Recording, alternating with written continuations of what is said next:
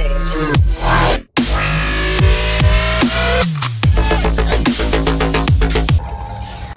Bonsoir à tous, on va faire aujourd'hui une petite review rapide de la F4 Magnum, un système Tower avec une carte de vol F4 type Omnibus avec un ESC 4 en 1 intégré qui vient se stacker dessus en 4 fois 30 ampères, un émetteur vidéo en 25-200 mW intégré et des pads où on peut venir y brancher un récepteur radio.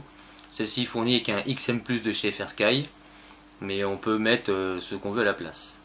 On va déballer la petite boîte qui est du type comme les moteurs de chez IMAX. Tac. Ah, rien d'extraordinaire. Alors à l'intérieur on a des câbles pour la XT60 qui est fourni. Là voilà. C'est bien, ça permet de mettre les fils à longueur facilement. On a le XM+ qui est fourni en sachet séparé, donc non monté sur la carte. Des petits fils, c'est pour brancher les LED. Le VTX il est équipé d'une fiche IPEX, donc ils ont fourni une petite rallonge IPEX qui est du câble assez épais, un peu comme sur les Furious, plutôt de bonne qualité. Un second câble IPEX est fourni, mais avec une mini antenne dessus, pratique pour mais avec un câble beaucoup plus long, qui marche très bien quand on vole tout seul, hein, c'est largement suffisant. À plusieurs c'est un peu plus compliqué. Et enfin la carte, enfin l'ensemble de la tour. Bon, au fond il y a quelques stickers et évidemment une notice explicative pour les branchements et les réglages de la radio. C'est bienvenu. Voilà. Alors la petite tower, la voilà. C'est déjà tout prémonté. Il n'y a quasiment plus qu'à la visser, brancher les ESC, la XT, puis c'est quasiment prêt à voler quoi. Donc c'est pas mal foutu du tout, en plus c'est assez bas. Ça rentre dans une frame qui peut faire environ 25 mm de hauteur.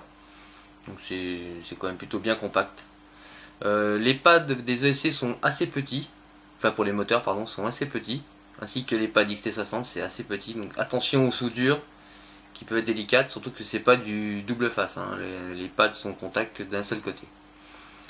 Les MOVSET sont super petits, mais par contre la qualité de fabrication est très très propre, il n'y a aucun composant de travers, les soudures sont impeccables, on peut voir qu'en dessous aucun problème de composants à moitié arrachés ou de soudure baveuse comme on peut trouver des fois sur des cartes un peu bas de gamme.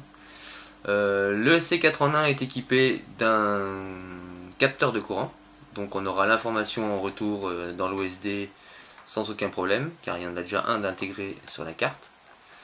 Au niveau du montage de la carte, c'est plutôt bien fait, les pads sont tous accessibles autour, très facilement. On a ici pour un module Spectrum, si on n'utilise pas les pads S-Bus qui sont prévus ici.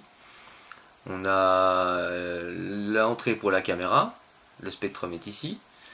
Sur le côté, les sorties moteurs si on utilise par exemple avec d'autres ESC ou un autre type de ESC 4 en 1.